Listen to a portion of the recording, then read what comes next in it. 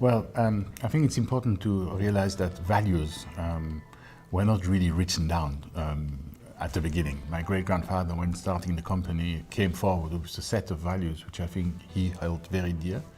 But we actually formalized this for the company only at the beginning of this century, only about 20 years ago. Before that, it was more understood, implied, rather than actually expressed. But the important issue for me is the beginning of the idea. Why did my great-grandfather decide to start this business? Because he wanted to treat the patient more efficiently.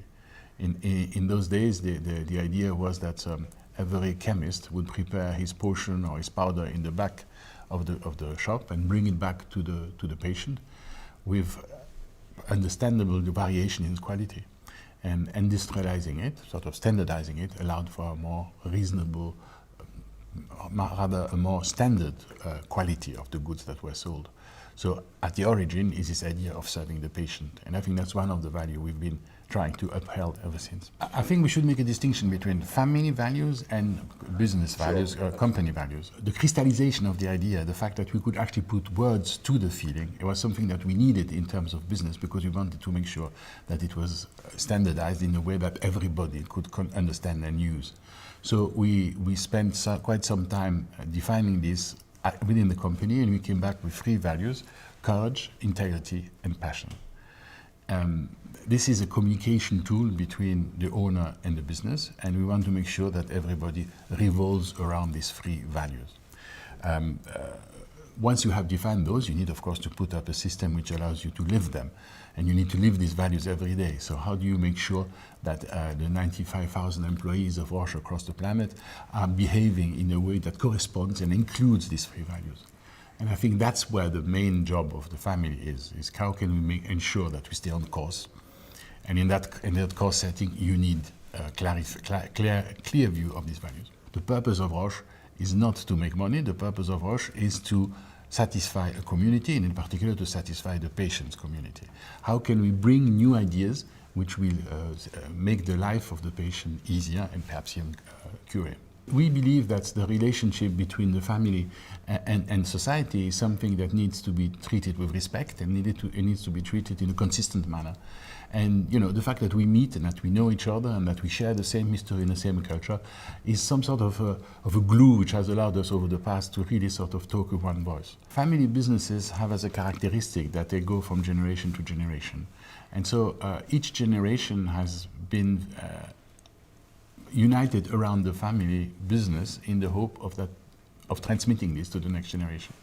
When the company takes a decision today, it will influence the 5th generation and perhaps also the 6th after the 5th, etc., etc. So the business thinking has to be transgenerational. And I think that is something that separates us from non-family owned businesses. So the concept of sustainability, which is so much in favor at the moment, I'm glad to say, is lived by the family. We are by definition there for the long term. So when you use our current definition, doing today what the patient needs tomorrow, there is very much this notion of we are here for the long term. And by the way, the patient does not only need medicine, he also needs a company that contributes to society in a positive manner. Our purpose as a company is not just to invent new medicine, it's also to behave like a good corporate citizen. We are now and more realizing at business level that long-term matters. Financial return is not sufficient to guarantee the survival of a company. In 2008, the whole financial system nearly collapsed because people had sort of taken the eye off the ball. We were concentrating on the short term. And I think for companies to be successful, they also need to be able to decide for the next generation, transgenerationally, which is natural for family businesses, but not necessarily for publicly quoted ones. So at Roche, we have the great benefit of having a hybrid model. The family controls the majority of the vote, but does not control 50% of the quoted pieces of paper on the stock exchange. We have 2 types of security. We have the voting share, and we have a dividend certificate. That means that we are under the scrutiny of every investor on the planet. But the purpose in our case, it's a very clearly defined one. It's patients. We want to bring solution to the patients. I insist on the word solution because it's not just medicine, it's also access to medicine, it's also providing livelihoods in the country in which we are present, it's also husbanding natural resources in the best possible manner. So it's not just a financial return, it's also an environmental and social level. The purpose is not to make money. We define ourselves as an innovation company. In the past, our strapline used to be, we innovate healthcare. I thought that was a little bit too restrictive in terms of health, and now we have this broader definition of doing today what the patient needs tomorrow. But innovation is very much based on risk-taking. You have to be able to think, as the saying goes, outside of the box. You need to be able to enter into some sort of risk if you really want to be able to reap the rewards. And the rewards cannot be short-term financial. They have to be the satisfaction of the solution to the problem, often to the unmet medical need that comes your way. And this is a sort of value we try to promote within the company. Every day we want the people who work with us to go a little bit further, to be not afraid of going further. And they can do that in an environment where they know they are supported, an environment where they know that we share the same concern for the patient. We want them to be innovative because otherwise they will not be able to find the next solution. And that innovation, that focus on innovation requires passion. You cannot go home and say, well, today I've innovated. It's something you live, it's something that's in your blood, it's something that you have to. And we would like all of our employees to understand this passionate element of the job they do.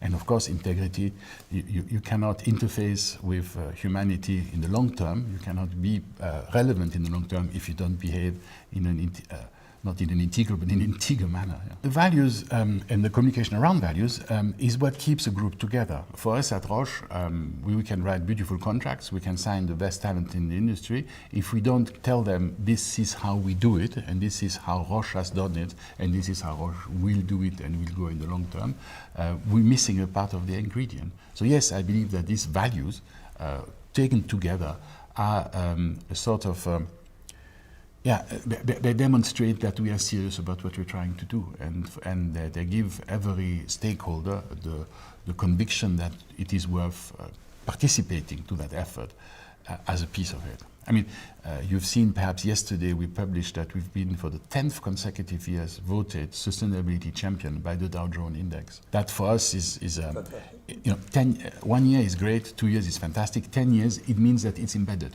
People in the company take that seriously. And so the idea of having a pragmatic conversation with the fifth generation, where their interests and our interests are confronted, but not confronted in a confrontational manner, but are put together to come to a pragmatic solution.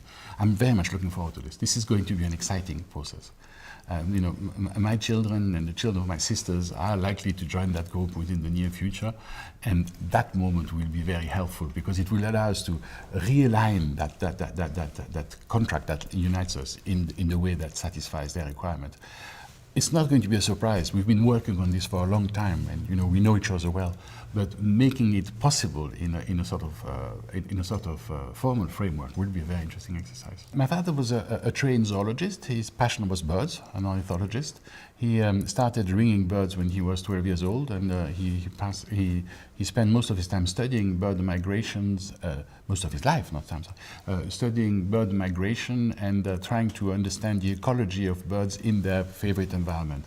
This led him to move to the Camargue in the south of France, in the Rhône Delta, and then led him to try to understand systems better, because birds only thrive in a well-functioning system, and become a specialist on wetlands. And he started then specializing on wetlands. And the idea of basing himself in the Camargue and concentrating on birds led to him understanding the challenge of humanity versus nature, and led to the creation of the World Wildlife Fund, which he was one of the co-founders, led to the Ramsar Convention on Protection of Wetlands, which he drafted and has been in effect for the past 40 years, and a couple of initiatives like this. I grew up in that environment, and for me, the first 20 years of my adult life, I spent a lot of time also trying to protect species and protected areas. I mean, today I'm more and more convinced that what matters is the interface between humanity and nature.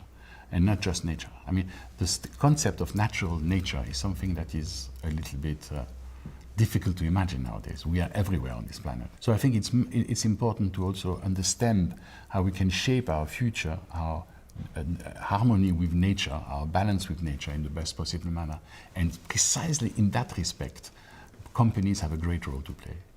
I believe strongly in business as a force for good, and that is an environment in which we can express this. We need to look at financial returns, because without that there's nothing, but we also need to look at environmental and social returns. And there we can close the loop to Roche. Since 10 years we are recognized as sustainable because we do concentrate on these fair returns. We still satisfy shareholders, we still have a profitable business, we still have a forward-looking business, but we are also minimizing our footprint and the impact of our footprint on society and on the environment. My dream is to position Roche and a number of other companies into this territory where they can become net contributor to societies and not the opposite. We live in a very polarized world, and the rich are getting richer, the poor are getting poorer, and it's very much around this value creation phenomenon that people sort of antagonize. Over the past decades, value creation has been reserved to people who had the capital to start with. Very difficult to have the social mobility we used to see immediately after the Second World War. And I think that's the realization that business is not an enemy but an ally is the big shift, is a big change. We need to make sure that we change the vision of profit making in society at large. We've reached a position in which we are as a company because we innovate. And innovation becomes more and more difficult when you're in a big organization. A big organization tends to quite automatically really sort of come back constantly to the same ideas. So if you want to bring in, well, it's a bit of a cliche, but if you want to bring in outside of the box thinking, you need to be able to have your ears to the ground somewhere else. And the role of the non-executive shareholder, the non-executive owner, is very much along those lines. How do we stay connected to what's happening around us in order to help humanity as we do in our philanthropic activities, but also in order to help the business. So for me, innovation and venture is linked. There is a danger of separation of the interests of the owner and the interest of the business. And we've seen that in many places. Family businesses, after a while, the owners say, well, you know, we need to diversify. Let's sell the principal and invest into a portfolio of other companies, and then we can just sit back and run a family office. We've decided we would like to increase the risk. So perhaps that's the venture thinking we're talking about before, by keeping literally all our eggs in the same basket. But that allows us to have an influence on the business and to continue to influence it with our values, with our accumulated histories, while I hope continue to push this innovation aspect of the company. The role of family businesses is something I'm quite attached to. And I think the thing that makes family businesses successful, and I think the academic research backs that up, is this notion of, backs up the fact that family businesses are successful, is this notion of trust. Trust is something that we are completely lost in today's environment. I was talking before about the conflict between owners and non-owners. There is, of course, also a conflict between people you trust and people you don't trust. Trust is a complicated thing because we're saying trust is transparency and predictability. If I tell you what I do and if I don't spring any surprises on you, you're going to trust me. I would contend that if you trust somebody, you don't need to tell me what you're doing. If I know you're a good person and you're doing the right thing, why should you tell me what you're doing? I'm interested in the outcome, but the rest is perhaps not so important, as long as I can trust you. And that trust has gone, it's vanished. We have to justify everything we do at all levels. And that's, I think, is an impediment to true innovation.